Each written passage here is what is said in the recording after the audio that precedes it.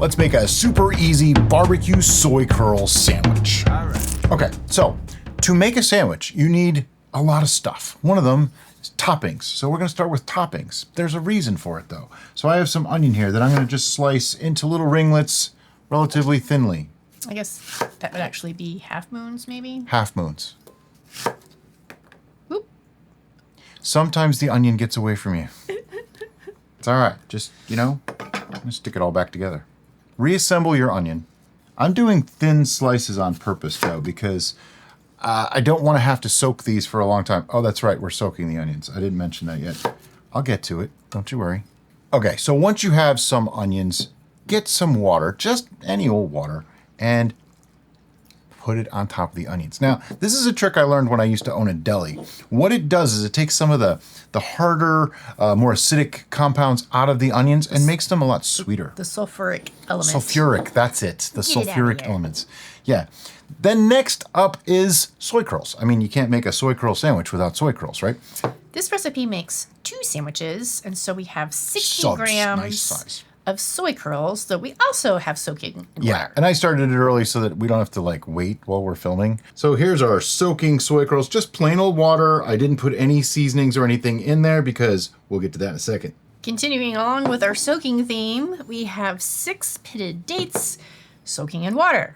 Yeah, I'm not going to be using sugar in this recipe. You could use brown sugar if you want to. Instead, we're going to be using some dates. Now, someone suggested soaking them, and that actually seems to work really, really well. When we've done them before, we had little chunks and stuff, and it's not that big of a deal, but this way, they're just a little bit nicer. Make sure they're pitted. No pits in here. And all this stuff has been soaking for at least 10 to 15 minutes, except for the onions. They just got started. But that's okay. We're gonna start assembling our sauce because I said there's no seasoning on those soy curls. And that's intentional because here's the thing. If you make a broth and soak them in that, when you squeeze it all out and all that, you're throwing it away, basically. I don't like to do that. So instead, I leave them plain and we're gonna build a sauce in the blender cup. So we're going to start with our 6 pre-soaked pitted dates, and we're going to give our blender extra help besides the soaking. We're going to give them a rough chop. Yep. So I got my 6 dates, just gonna cut them in pieces. They're kind of sticky and it's always, messy when you do this, but hey, it helps. So just rough, a couple pieces each. All right, so we got our dates for the sauce. What's next? A tablespoon of apple cider vinegar. Now, yes, this is a barbecue sauce. You can buy your own barbecue sauce if you really want to. It makes this actually a lot faster, but it's really kind of cool to make your own. Yeah, and this isn't a difficult process. It's throw some stuff in the blender. How much do I need? 1 tablespoon. 1 tablespoon. I'm eyeballing it roughly because, it's kind of forgiving. You can be rough with it. It's okay. Now we need 1/4 cup of ketchup. Ketchup is like the universal sauce for me. What this brings to the party, though, is a little bit of sweetness, a little bit more vinegar. If you want to use tomato paste, you can. You might want to add probably 3 more dates, though. How much is this? Quarter cup? 1/4, yeah, 1/4. Which is also known as 4 tablespoons. And again, I'm eyeballing.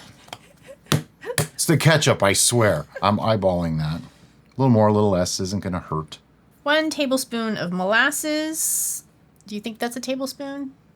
I think it's going to take far too long to get it out. Okay. Do you want to do the new? We have a new container of molasses. I'm going to use that instead. All right. And that's why I got the spatula out, because I know molasses, It's molassesy. they pour like molasses. It's It's sealed for your for your protection. protection. It's how it goes. Little fluffy guy over here. How much do we need of this? 1 tablespoon? 1 tablespoon. All this for 1 tablespoon of molasses.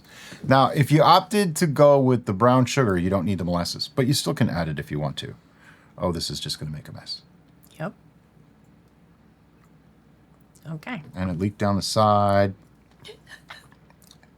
Plain old molasses does not really taste great. Nope. That's what when you did that, I was like, you're not gonna like that. That's gonna be not an enjoyable experience for you. Getting all sticky, getting stuff everywhere. This is cooking, folks. You're not making a mess. Are you really cooking? Yes, you really are.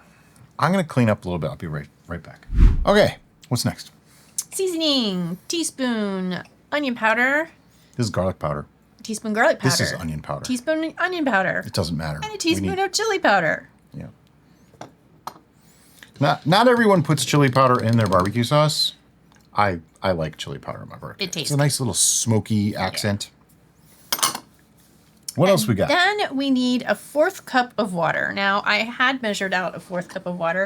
And I used it for the onions. But we sold the water from the dates. we have the water from the and dates. It's pre-sweetened. Yeah. So I'm just gonna see. She thought I was gonna make another mess.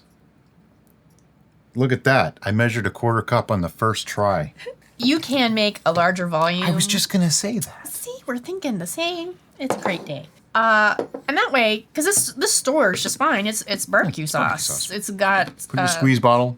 Yeah, and with the vinegar in it, it should have a pretty decent shelf life. But I would still keep it in the refrigerator. Now, if you're wondering why we didn't use plain old sugar or brown sugar or something like that to sweeten this, it's because dates not only add sweetness, they add a unique, like almost fruity flavor, but they also add fiber, which is good for you. So if you can substitute dates for sugar, do it. Absolutely. I'm going to go blend this up. Be back in a sec. The next step is to basically cook everything together. But before we do that, we got to do some prep work on these soy curls. So what I like to do is just grab a good handful, just enough that you can hold in your hand and give them a really good squeeze. Then I just throw them into a colander. Now, yeah, you can drain them first and do all that, but the liquid is just, I'm tossing this liquid because it's got all the grainy, weird cereal flavor that I don't really like. I used to not actually do the squeezing, and someone pointed it out to me that you should. And ever since we started, it's changed our lives. Yeah, logically, particularly if you're going to put it in a sauce, it didn't make sense to prehydrate and then squeeze that all out and then rehydrate again with the sauce. But once we've started doing that, we have noticed a significant difference. It improves not only the flavor, but the texture as well. Yeah, it's really about the texture. But a lot of the cerealness that I was talking about is in the liquid. Like this liquid's it's like a dark tan right now. Yeah. And it takes an extra minute or two, but it's okay. You can spend a minute to make this taste good, right? So now we have our soy curls ready to go. Meet you over at the stove. So I have a pan over almost medium heat. It's 4 out of 10 on our stove. And I'm just going to take those soy curls and drop them right in the pan. You probably will hear just a little bit of a sizzle. And what I'm doing now is just not really browning them so much. I'm not looking for color, just taking a little bit more of the moisture out so that they will absorb that sauce.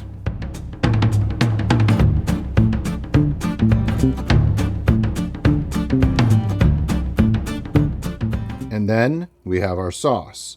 Now, I'm just gonna pour a bunch in there. I'll clean the rest out later. Trust me, nothing gets wasted. But you want enough to coat everybody. Make sure there's plenty in there. It will thicken as it heats up too, so be aware of that. Usually that amount of sauce makes just enough for these 2 sandwiches, and they're a little saucy, but we like them that way. All right, now I tend to let this cook just a few minutes because I want to caramelize a little bit of the sugars in that barbecue sauce. It doesn't technically need to be cooked. You can totally eat it just the way it is. There's nothing in there that's going to hurt you. All right, after maybe 3 to 5 minutes, you can see that sauce is thickened up really nicely. There's some steam coming off, so we know that everything is heated all the way through. Now it's time to make a sandwich. Okay, so now we have our soy curls ready. We have just a standard sub roll. We just get them from Publix. It's just a nice white roll. You can use anything you want. You can even use like hamburger buns and things like that. I have actually put them on bread, okay? We don't judge. But these onions that have been soaking for, let them go 5 to 10 minutes, okay? Longer you can do, but don't go like hours and hours and hours. I'm putting them out on some paper towels here because otherwise they get very wet and I don't want it to make our sandwich. We don't want a soggy sandwich. Exactly. No soggy bottoms here. But you can smell it, like the onion sulfur smell. You can totally smell it in the air around that water. Yes, you can use red onions if you really prefer red onions. I think they might actually be nicer in this. Yep. We didn't have any, so today we're using white. If you really like the extra pickle, you can have pickled onions as well. Yeah, you can do that. All right, so there's our onions. Time to cut the bun. There's a lot of ways to do this. I go with the simple way. I just put it on its side and go about, figure the halfway point. Cut through most of the way through. You don't want to go all the way through, and then just sort of crack that open. Because if you go all the way through, everything's going to fall out. Yeah. You don't want to do that. Now, some of you are probably asking, why didn't you just cut it down the top? Well, because cutting it on the side is wider on the side than it is high, so you'll have more surface area to pack in more goodness. Now, some people scoop out the inside of the bread. Don't do that. We like bread. Good bread. So I'm going to take some of our onions and put them on the side. The onions add a little flavor and a little extra texture to the sandwich. So you can leave them out if you want to, but you know, I don't know. There's a lot of different things you can. I can't put them on each side. They're just going to go in there. They're in there. That's it. You know, first world problems. Can't put a sandwich together. And this makes 2, so I'm just going to mentally and physically, I guess, divide this into 2. Got to be equal. And then just start stacking it in. The tongs really help with this because you can kind of smoosh it in there to pack it in good and place it where you have a void. Pretty decently stuffed sandwich. You can always do more if you want, but you know, different bread is going to be different too. And then I'm going to just scrape the sides, get a little bit more of this sauce in there. Because if you like your sandwiches extra saucy, we do have a little bit left over from our mixed up homemade batch. Yep. So you can pile it on. And then pickles. I like pickles with my barbecue sandwiches. You don't have to. You can pretty much put whatever you want on this. These are just simple sandwich or hamburger pickles. They add a little extra crunch, a little different flavor combination. Just a little extra. Gotta have extra in your sandwich. Okay, and another addition that's great for this particular type of sandwich is coleslaw. Yeah. So you can make up your own batch of coleslaw. I believe we have a coleslaw recipe on the channel. I think we do. If we make sure, we should make one. I'll make sure to link that and all the ingredients and their volumes and all the tools we've used today in the description below. And there's our sandwich. You probably want to eat over something, don't you? Yeah. Can you just snag me a napkin here? I can do that. Smells incredible.